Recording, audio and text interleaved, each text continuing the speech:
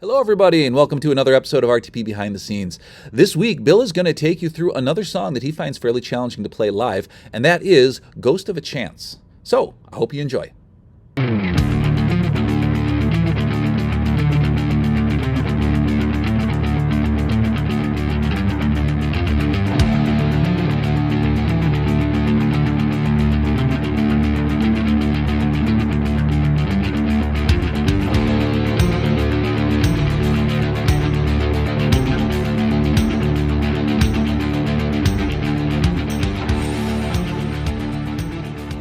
Hey Rush fans, how's it going? This is Bill Heck from the Rush Tribute Project. Thanks again for joining another episode of RTP Behind the Scenes. In this particular episode, what I'd like to do is cover a little bit about pickup changes on the guitar.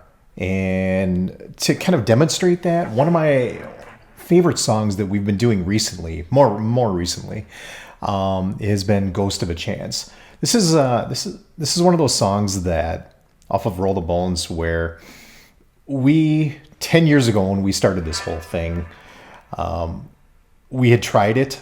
We tried a lot of different things from a lot of different albums, but this was one of them that we had tried way back, and it was pretty much crickets.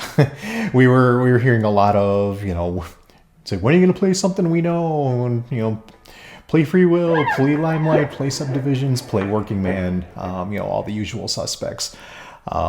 So we scrapped it for a while, and once in a while we would bring it back just to see how people would react to it. And it got a little bit better and a little better over time. And then recently, I would say probably in the last couple of years, we've brought it back again and have been playing it and have gotten some really positive reaction.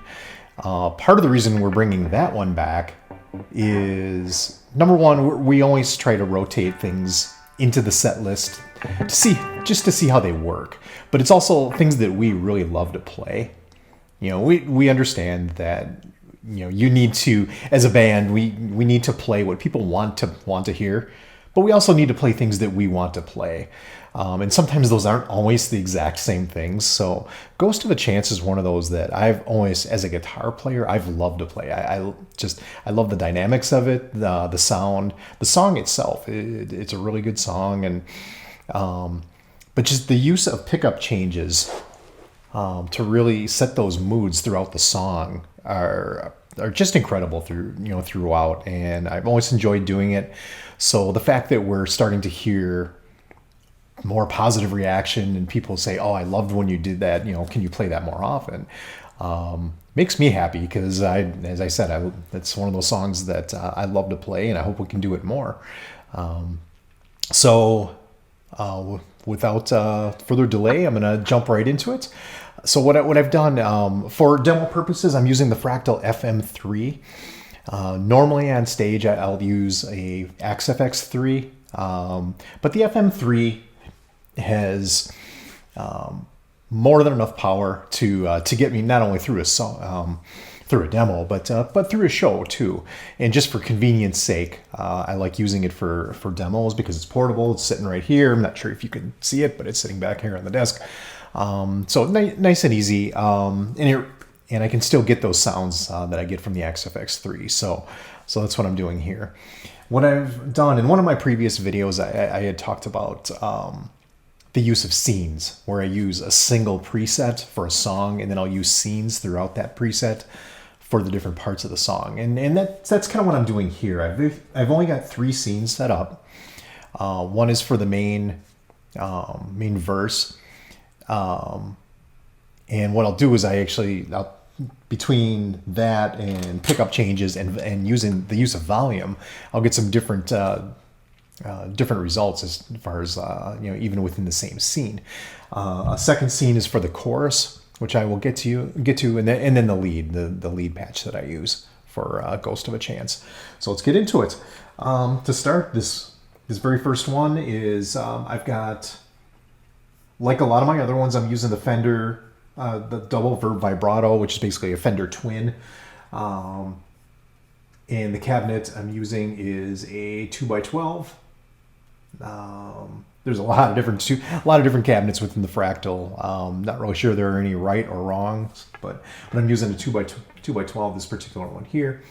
And then I'll use the FIS LED drive kind of to differentiate between those harder parts during the verse, and then the lighter parts during the chorus. And then delay the delay block here is a really important part of this song. I use two different delays depending on which part of the song. The first patch I'll use a dual delay where I've got one in the left, one in the right, slightly offset from each other, which you can see here. And then when I jump to a different scene, I'm using a ping pong delay set at 456 milliseconds. And then the delay I'm also using for the lead, I'm also using that same ping pong delay. So to start that first scene, this is going to be during the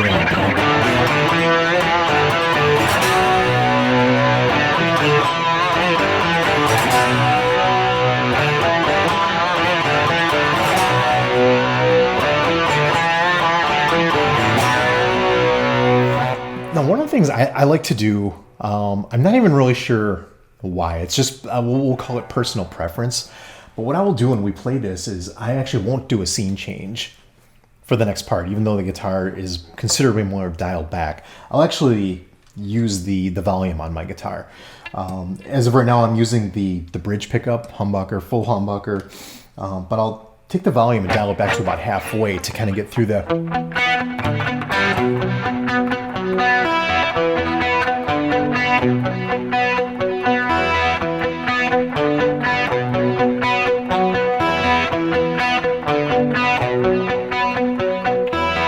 And then 4 more times, same thing, and then jump back into the...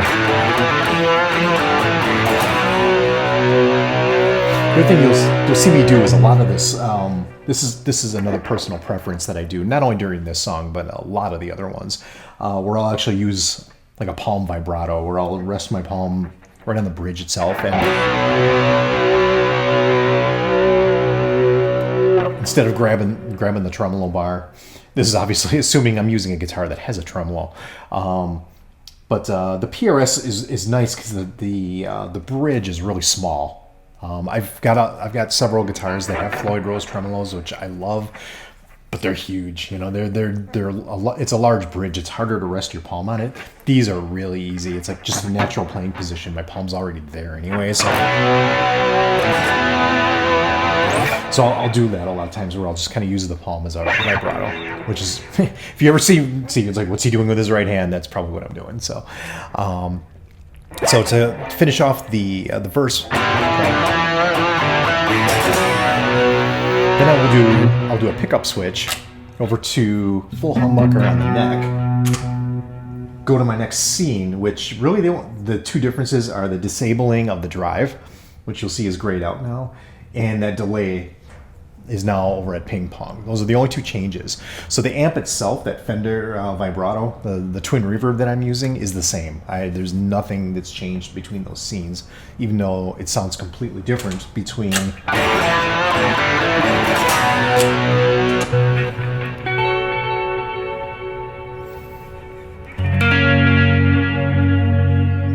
Once again, the palm vibrato stuff.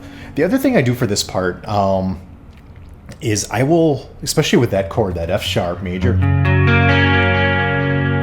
not only will I vibrato it, but I'll actually pick it way lower on the neck. It makes a big difference as far as the sound. My normal picking position is going to be up here, but just the difference between and it's a lot. It's more muted. It's more of a jazzy tone, which is really what's happening in that song. If you listen to the studio version, it's a very unique tone. Always kind of love the how spacious it is, and it does have that sort of that jazz tone to it. So to get that, just at least help get that, I tend to pick that real low. I go either over this pickup or even sometimes over the frets, over these frets here. So.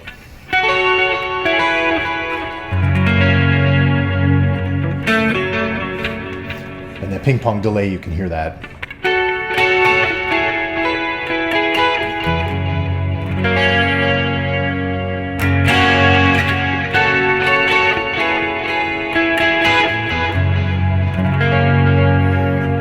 4 of those, and then jump over to the lead patch, pickup switch back to the bridge pickup.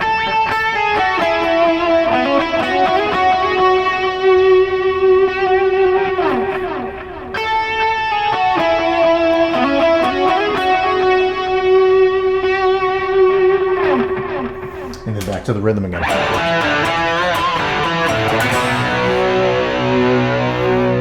Volume down again.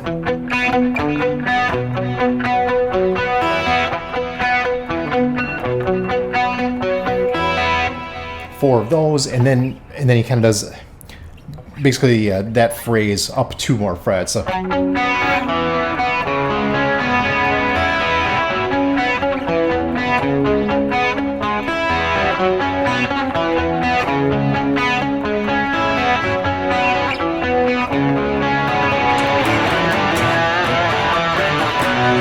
Full volume on, you saw that little move right there.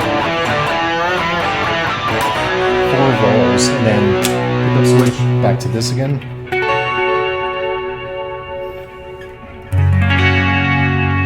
The only difference between this one and the previous one is this one he plays all the way through, including that high F sharp, whereas the previous course he actually does not play that high note. Kind of stops it there. This one he plays it through, and then.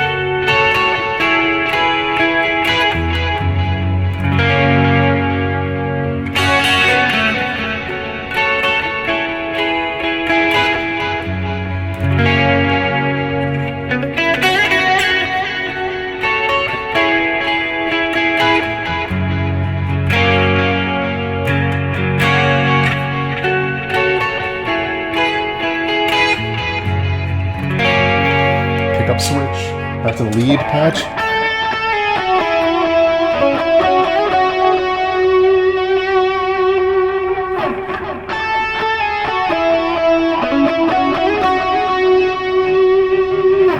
But this next part of the solo, if you listen to the studio version, there's a very noticeable change in his tone for the next part of the lead between the main theme that you hear over and over. But when he gets into the lead tone, you can hear, I can't quite tell if he's switching guitars. It almost sounds almost Strat-like, where what I do though is if I'm using this guitar or similar, I'll switch once again over to that neck pickup, but I will drop the volume again, kind of similar to during during that verse section.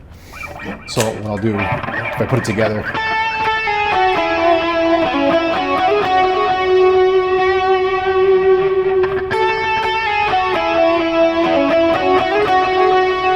Pickup switch, volume down a little bit, about 75%,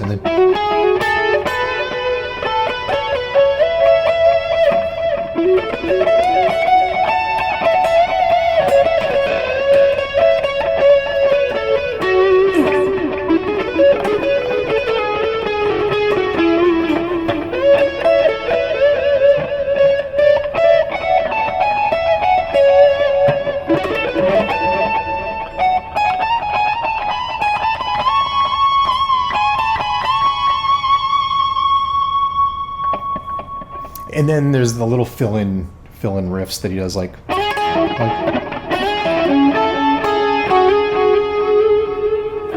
and then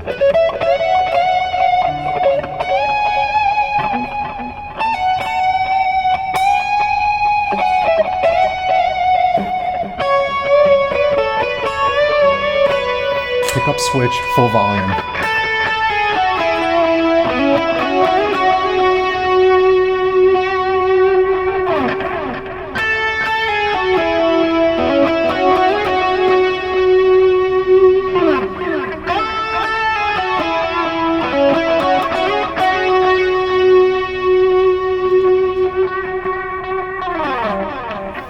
And that's pretty much it. It's not an overly complex song, but just the changes, the pickup changes, the sound changes really make that song one of my favorites, and hope it's one of yours too.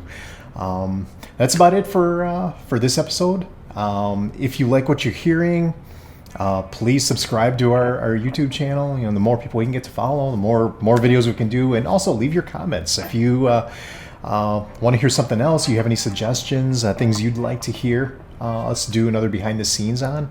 We'll be glad to throw that together. So the subscribe button is somewhere down, I think, in that direction over there. So please subscribe.